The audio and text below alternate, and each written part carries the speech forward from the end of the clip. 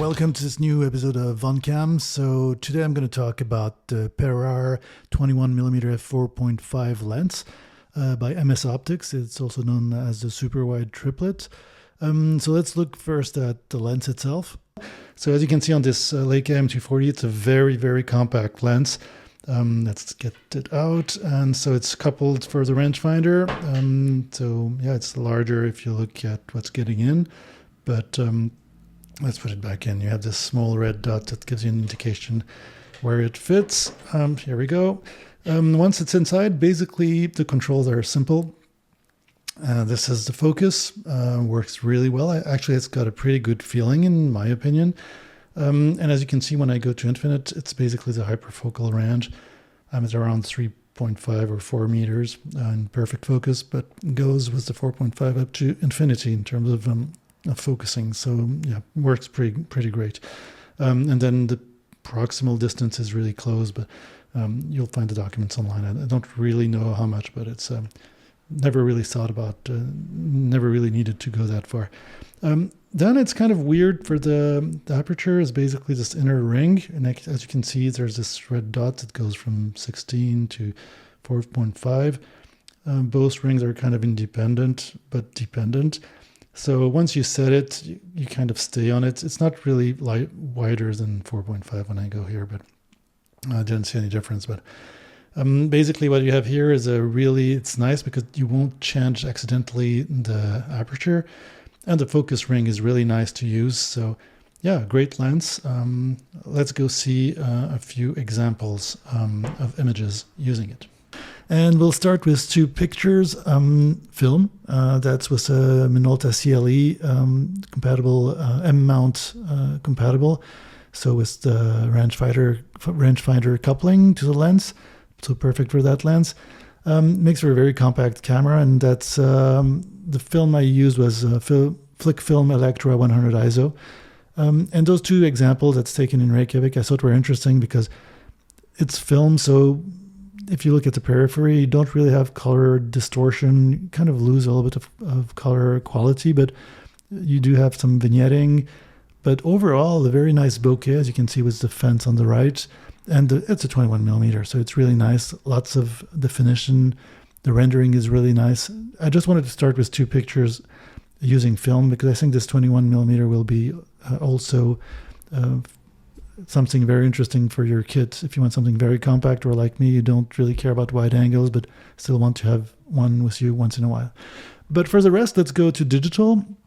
Here, using a Leica SL2 with 47 megapixel sensor, which has some micro lenses on the front of the sensor, which correct for the chromatic aberrations in the periphery when the light rays arrive too horizontally, which is kind of the case with this lens. We'll see it a little bit later.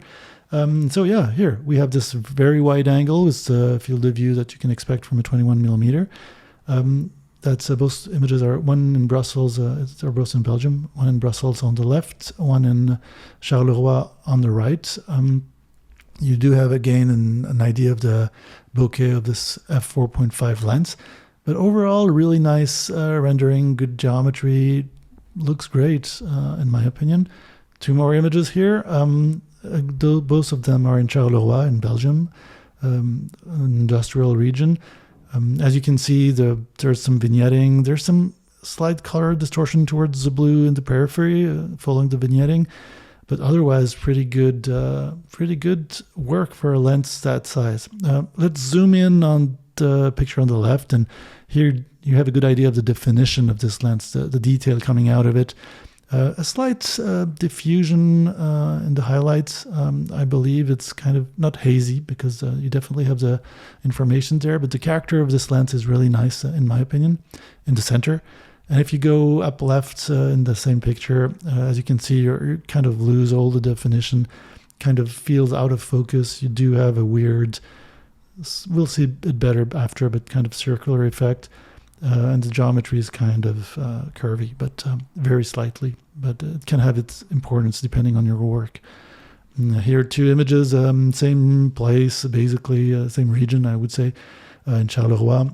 A detail of abandoned house inside a small room. So that's where the 21mm is kind of interesting. You see it does a really good job of doing what it has to do. And I think that's really a really nice lens to have in your kit. Again, on the picture on the right, you see this slight circular distortion, kind of pincushion. You can see it better in the bottom part of this brick wall. That's in a museum in Charleroi. It's not the same house. A really nice space, by the way. Or if let's move somewhere else, same equipment that's in Sevilla in Spain. Yeah, having a 21mm, even if it has lots of vignetting like you can see here, you could actually correct it. I think it's interesting in those two pictures. Having a 21mm can sometimes be really interesting depending on what you want to take pictures of. Here in Reykjavik, I think the picture on the left, that's more into my style of photography. I really like the definition and the character of this lens in the middle. It really gives it something I like. And on the right, an example, or one of the first examples I'm going to show, of the flare of the sun that comes from the upper left part of the lens. It's quite resistant, but you do have those rays that come out. And actually, I think artistically they're kind of okay. They're not too bothering, not perfect, but hey, very, very compact lens. What about low lights? So it's an f4.5, but the sensor here is pretty good, pretty modern. As you can see, picture on the left, that's in Brussels. A good idea also of those flares and the high contrast zones, or a garden on the right in Reykjavik with this kind of haze around not super high contrast zones, but those kind of compensated zones where I pushed low lights. Gives a good idea again of the characteristics, rendering characteristics of this lens formula. Here, zooming in the picture on the left, you really have loads of detail. That's with the 47 megapixel sensor. You can see the people in that cafe. I really like the rendering of this lens. The slight haze, but you don't lose the details. I will really keep on this lens. Okay, so moving on with another camera. Here are two examples of the same picture. On the left, that's what came out of the camera. And you see with this sensor, which doesn't have this microprism area on the sensor, you will have some color distortion in the borders because of the angle of arrival of the lens's rays, well, the rays through the lenses. But you can correct it. Here I corrected it with Lightroom. It's not perfect, but basically that's what I could get out of this picture without spending 5 hours on it. You do still have a bit of magenta, but I thought that was a good result for what I wanted. And then you can sort of reapply this transformation on other pictures if necessary. Here, same equipment with this M240 Leica, so M format M-mount with its rangefinder camera. Picture on the left, it's a garden in Reykjavik. You do see the slight circular bokeh, turning bokeh, and you see it better at that distance on the picture on the right. That's a detail of one of the islands of Vesturmenayar, where actually that's a structure that has been mostly covered by lava, but the grass took over. They planted for reasons of maintaining the land. They put some plants on it, so that's a detail. It was in 1973. So anyhow, next two pictures I thought they were two good examples. One on the left of the geometry, the rendering when you're pretty close to an architectural structure which is straight. Not perfect, but I think it works pretty well, and it gives you also a good idea of how the color restitution is in the periphery. And on the right, what I was talking about, this circular kind of turning bokeh in the periphery on this detail of a wall in Vesturmenayar in the Volcano Museum, where the structure was actually under the lava, under the dust and the lava. Again here, low light with an older sensor worked pretty well, and the geometry is, even so it's not perfect, it's pretty well contained. You can see the highlights are nice in the background, or same for this detail on the right. I think works pretty nicely. There's an artistic touch in this lens which I really like. Here, pushing it even more, here the kind of greenish hue on the left, that's really because I'm pushing the low lights on the sensor of the M240. It's not really linked to the lens, but that's what you can get with that kind of lens. And I think the geometry works pretty well. On the right, again, you have this flare. It gives a good idea of how the flare is contained. Not super nice, but yeah, I think it's okay.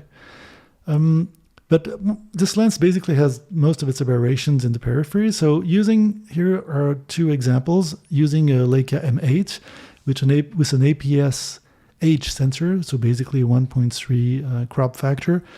You actually lose the worst parts of the image. So now you really have something very interesting, in my opinion. So it's really a perfect lens for a smaller area of your sensor. So if you're willing to crop into your full frame sensor, for example, the 47 megapixel, you saw you had detail, or if you have a camera like the M8, it's actually the perfect lens, in my opinion, for a 21 millimeters that becomes a 27 to 28 millimeter. Here are two details of Reykjavik. Again, two details of Reykjavik, just to give you an idea how better actually it looks. Even so, it's the same image. It's just the core of the image you saw before without extreme distortions in the periphery. And here again, two other images in low light with this M8 camera, which is really definitely an old camera now in terms of digital. It's a 10 megapixel sensor from Kodak, but using also AI noise reduction, you can get something pretty nice, even with a lens not that open and not so bright. And here is, for me, a good indication of what you can get using this lens with the high contrasts in low light situations. Yeah, hopefully I gave you those pictures, gave you some ideas. If this lens is something you would be interested in, it's pretty rare to find, but you can find it. But yeah, really nice. In my opinion, it's definitely a lens I'm going to keep in my pack because it's so compact. You can just slide it in a pocket and forget about it. And it works with rangefinder cameras. So yeah, great lens. So again, don't hesitate with questions, suggestions, whatever, comments. And yeah, catch you next time.